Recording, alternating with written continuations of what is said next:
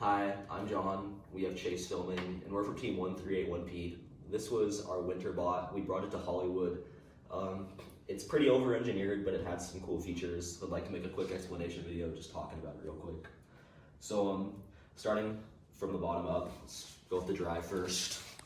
We have an 88 watt drive, so all 8 11 watt motors are right here. And the bot's a little beaten up from Hollywood. We don't have a robot bin, so it's just sitting with us in the car. So like this zip tie snapped and some rubber band snapped. But yeah, we have 8 11 watt motors all right here. And by default, only 6 of them are connected to the drive. And then we shift this gear back and forth, and then the gear on the bottom to shift into 8 motor drive mode. Right now in this position though, it's geared from here and then upwards to gear our 2 motor cata and our 2 motor intake. The rubber band snapped on our transmission, or our PTO, to shift this back and forth, but yeah, this will come into the down position and then back up to shift from 6 to 8 motor drive. We had that on a hold, so on the controller, if I hold L2, it shifts into 8 motor drive mode, and then when I release it, it shifts back. And we do this with 1 piston, and you can see the piston is right here, and it's pushing this side of the PTO directly, and this side is rubber banded outward, but there is a piece of steel wire. You can see, if you can zoom in, let me try, and it's right on my finger right here. But when this side of the transmission gets pushed by the piston, the steel wire connecting the 2 sides pulls this side down, and then when the piston retracts, the rubber bands on this side that snapped actually on the way home pulls this back out. So again, this PTO is only controlled by 1 piston. We did that, I guess it makes it a bit simpler. We also wanted to conserve air, and it kind of makes it mesh easier, I guess. Also, since we have so many other pneumatics components on the bot, we didn't have the pistons to be able to make this run off of 2. And then another notable feature about the bot is that we do have a transmission right here. So let me turn the program, or the controller turned off. Oh, the bot died. So anyways, I don't think it died. Did it back on? Oh, there we go. So by default, this is on 480 RPM on 2.75 inch wheels. I liked this ratio, although the bot is pretty heavy, so that definitely makes it a lot less fast. But here's just the default speed. Again, since this rubber band snapped, it's if you hold it up, it's meshing a little bit. Yeah, 480 on 2.75, but then we shift this back and forth with the same rubber band and steel wire system that we used on the back PTO, and that shifts it into 120 RPM. So let me go and demonstrate that. And then if I hold the transmission button, that's it.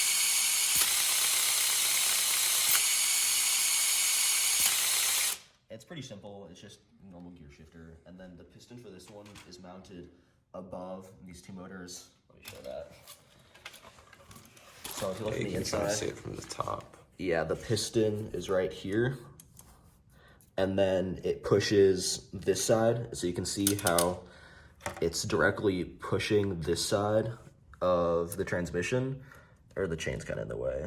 Get it from like the angle so you can kind of see that. Yeah, no, you can see it. And then the steel wire right here pulls the other side of the transmission with it. And then again, it's rubber banded to the out position. So it all operates off of 1 piston. Again, it's just a hold on the button. So if I want to go into, we call it torque mode, I just spin and then I hold. This was pretty useful because if people try to bowl down the alley, you can just turn on torque mode and it pushes them back pretty well. This actually worked really well at Hollywood, and we were able to play some pretty strong defense. Because if you just hang out like on the bottom left side of the field, then you can block people from going to the alley, and plus you can bowl pretty well yourself. And a lot of people realize pretty quickly that they can't beat you in a pushing match, so they'll usually just let you bowl.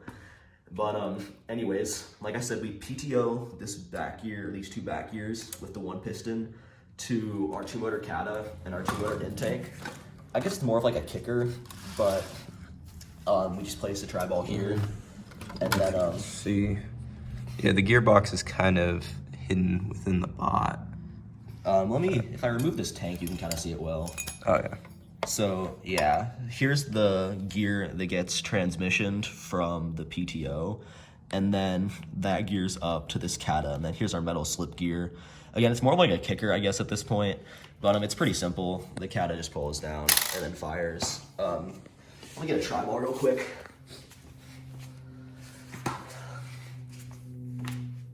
Again, there are bands snapped on our PTO, so I don't know how well this is gonna work, but Yeah, there we go.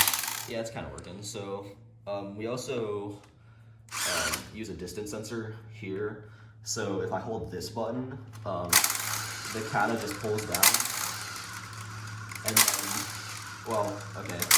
Actually, we turned that off, actually. But we used to have a limit switch down here.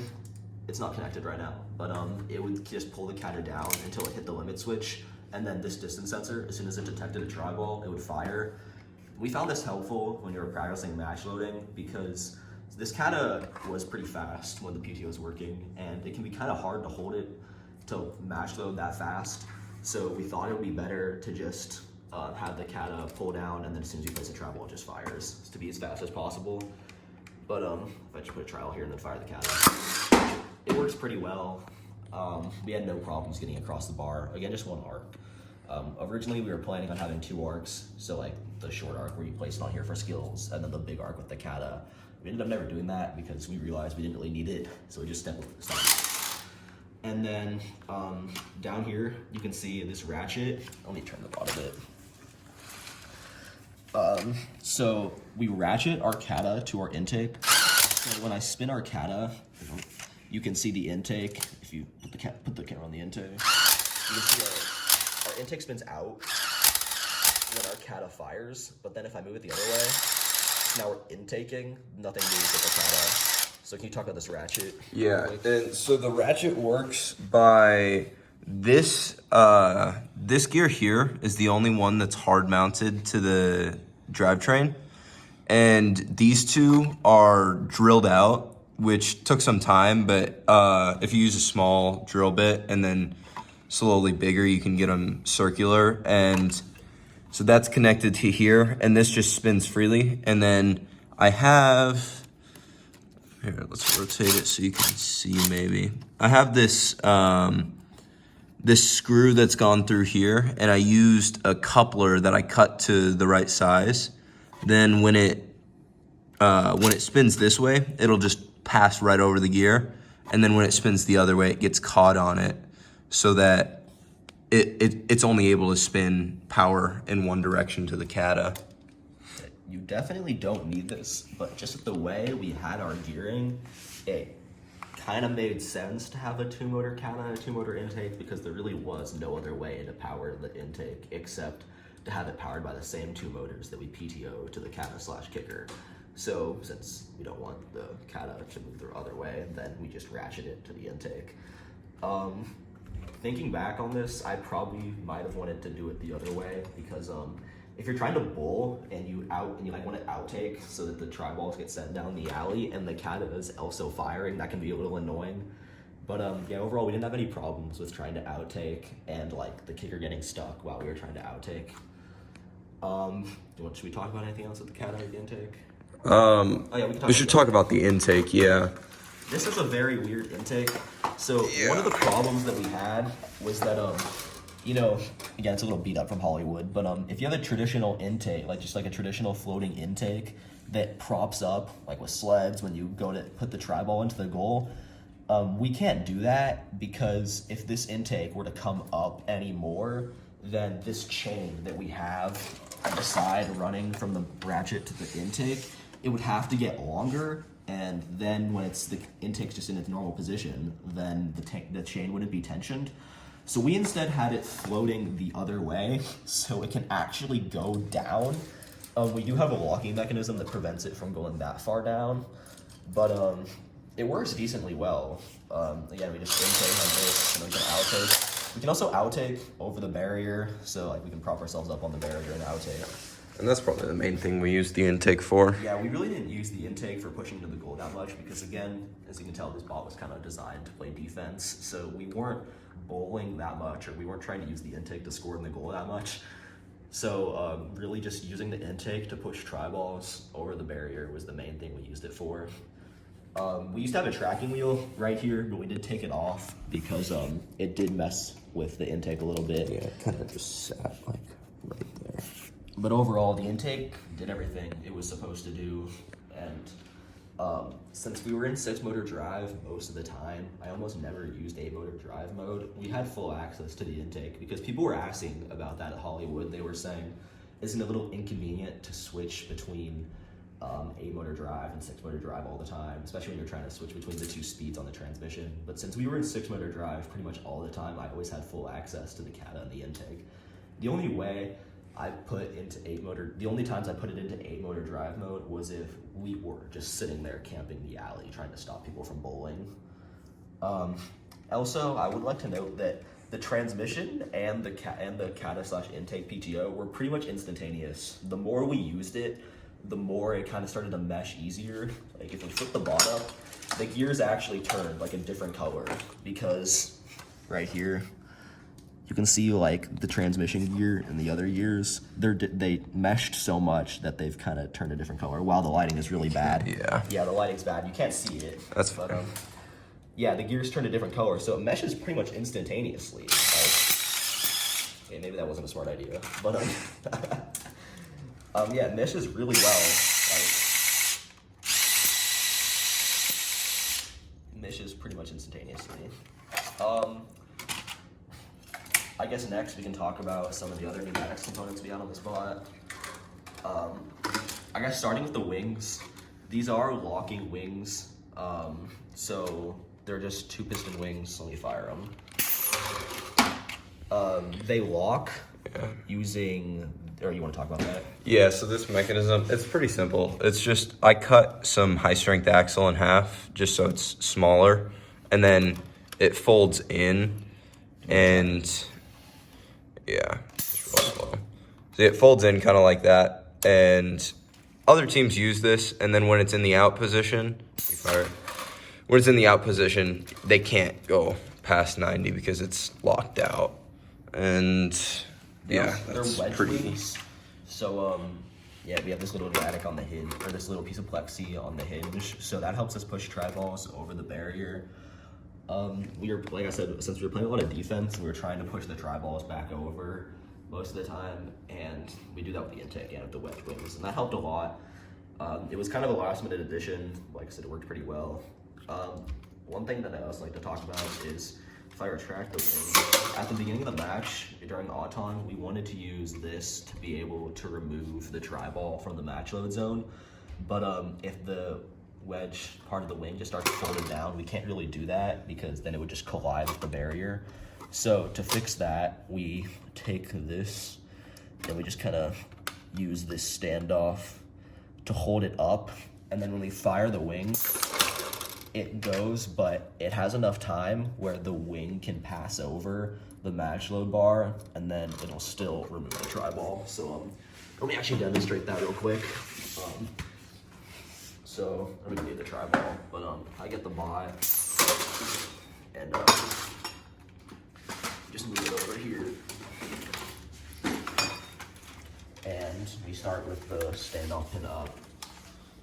When we remove the tri ball, we'll try to, you can see it gives it enough time where the wing can pass over this barrier without the wedge stopping it. Because if we just tried it right now, the wedge wing is gonna hit that. So that was just a clever little thing we did. The pin just gives it enough time where it can pass over this bar without coming down. And then on the other side, we just, it can fold up, and then it just stays there, and then when we fire it, that's just for it just comes sizing. out. Yeah, it was just for sizing. Yeah, that's another thing I guess we should talk about real quick. The bot is barely in size. We weren't really worried about this way sizing that much, but when we added the wedge part, that made it a bit difficult. It's pretty close. And then for sizing, I guess this way, we do have to fold in the intake. Do you want to talk about the locking method for that real quick? Yeah, so it's kind of hard to do it myself, but Kevin, our other teammate, developed this locking mechanism, and it's kind of tough. We have to push this in, and then once you get that in, you just clip the chain to a little thing we have. Yeah, this isn't gonna go in now. It's kind of hard to do on our own when I'm holding the camera, but basically, Yeah. you can see the locking mechanism right here. So right now with the lock engaged, the intake can't go that far in because this is locking it right here, that axle hitting the nylock.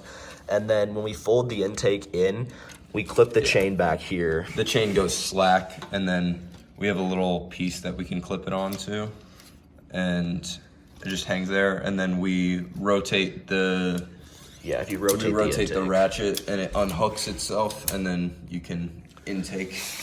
Now this only expands probably like 2 inches.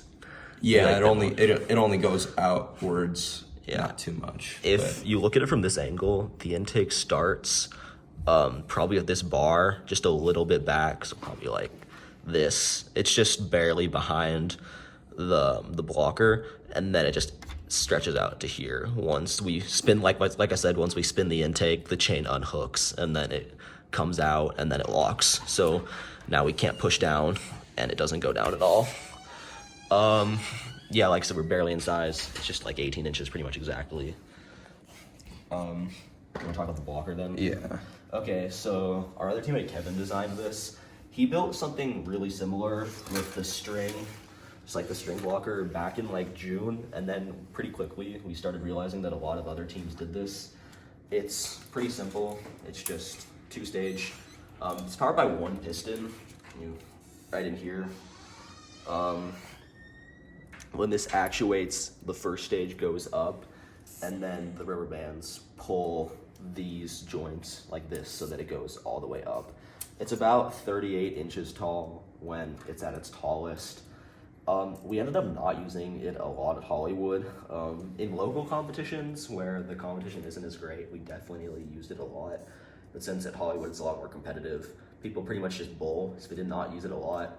I guess the only time we did use it was if we were hanging out at the center barrier. We could stop people from lifted shooters with match loading pretty well. Yeah, there's one dude with a lifted flywheel that we were able to block pretty good. But Yeah, someone was trying to match load using their lifted flywheel every so often, and we could pretty quickly rush the center barrier. it's also blocker. it's a little counterintuitive with the strategy of the game developing as it is, because you kind of want to almost let people match load so you can push their try balls over. So when you do the blocker, it just stops them from match loading immediately. Yeah, I guess a lot of people saw our blocker beforehand, and then they wouldn't want to match load. So I guess the intimidation kind of helped a lot. That goes for the same with the transmission. People would know that we had a low gear because we were showing it off a lot at Hollywood. So they wouldn't even try to bowl most of the time because they didn't want to get into a pushing match with us. Should I talk about elevation? Oh yeah, here Okay. you can show that. We just have a really basic one piston hang right here. The piston extends, Yeah. and then it's rubber banded up. And then when this fires, we can just elevate right on the low bar. It's really easy because when we go into torque mode, the bot can pretty much balance itself on any part in the bar. So I just turn on torque mode and then I drive right up and it hangs pretty well. Sometimes I'll also extend the wings to make sure that we're touching the bar. I don't think we elevated a single time at Hollywood. Yeah, we didn't end up elevating. We were not prepared for the fast-paced gameplay that you experience at signature events. It's completely different here in Nevada. So there were just so many things we were trying to do at the end of the game. I just did not have enough time to be like, okay, we got to go hang. But it's probably like a 3 to 4 second hang. It's really, really, really easy. Probably less actually. Okay, so the next thing we should probably talk about is this wedge we have right here. It's pretty big. If you were gonna do a wedge, I would recommend just doing like 2 high strength axles like people had in spin up. But it's pulled up and down on this hinge, and then there's this piece of string connected to it right here, which is pulled by this piston in the center of the robot. And then when it actuates, the string is tied to the Spaghettio, and it just pulls that out. And then the string is routed throughout the bottom of this little pulley system, and then that just pulls the wedge up and down. We use this a lot in Nevada competitions. We took it to one of our qualifiers, and it was ridiculous. We pretty much just disabled any of the drivetrains. But yeah, it's not as competitive with the local qualifiers here in Nevada. We can also push over with it. We originally got the idea from Ben from 515R when he did the WNA robot in 3 days. He had something like this, but his wasn't actuating, which probably is smarter now that I think about it. But we didn't use it at all in Hollywood. We just banded it up. We were able to push people well enough with the low gear that we didn't really need it, and then the wedge wings and the intake were able to push over well enough where we weren't pushing tri-balls over from the back, we were pushing them over from the front. So having this to push tri-balls over was kind of counterintuitive, and again, we were able to play defense well enough with the low gear that we really didn't need this to help play defense. That's all the pneumatics components, right? Yeah, that's everything, I think. I think that's most of it. Oh, yeah, I guess we can show the sleds. Yeah, no, the sleds are just basic. We just cut them out of plexi and then did two kind of layers. And then we put little rollers on the bottom Yeah, so that it... the bot's pretty chunky and pretty heavy, so when we go over the barrier, we kind of tip forward a little bit. And, Yeah. that would cause these sleds to dig into the ground, so we put a little roller right here, and this contacts the ground instead, and then that just kind of helps the bot roll off. Yeah, we can go over the barrier in torque or speed mode. We were playing so much defense that we were pretty much just camping the alley most of the time. I guess overall, this bot was really cool. This is probably some of the coolest mechanisms that I've ever seen in Vex. But this game is extremely fast-paced, and you definitely don't need as chunky and over-engineered bot as this. I would definitely rather have a simple, lightweight robot that can navigate the field really well. We did not make eliminations either, but if we had an offensive robot that could match load and bowl, I think we would have paired pretty well, because we can stop people from bowling on our side, and we can play defense pretty well, Yeah. and we can push over pretty well. But yeah, the bot didn't do great. We were not prepared for the high-speed gameplay that is in California. But we are rebuilding, and we did learn a lot from Hollywood. Anything else you want to add about the bot? No, I got nothing. All right. Thanks, guys. See you at Worlds. All right. Some things we missed, we didn't talk about on the robot. One thing that we did is that we had a lot of high-strength bracing on the robot, because the robot with the drivetrain and such and all the transmissions, it could contort a lot. So we added high-strength structure. We kind of made these braced C-channels with high-strength axles where we would drill out holes in the axle and then run a screw through them connected to a C-channel to brace the C-channel. We did that a lot. We also did it back here. And we also added high-strength structure on the underside of the robot. So with these high-strength axles right here. And these were designed to help keep the motors in place from moving around on the hot swap. And then another thing we didn't talk about is that people asked us at Hollywood why we had the wedge actuating, and I guess the main reason why is because in the down position, we play defense, and we can push tri-balls over the barrier. But then if you're trying to push into the goal with this, it does not work, because if you see the goal right here, let me move the bot. So if you're trying to push into the goal from the back, this wedge would kind of just cause the tri-ball to ride up on top of this bar right here. So when we try and push in, it would kind of just sit on top of the wedge and next to this. So we like to put it into the up position so that we can push into the side of the goal a lot easier. And yeah, that's why we had it actuating on that string. All right, that's it. Thanks for watching, guys.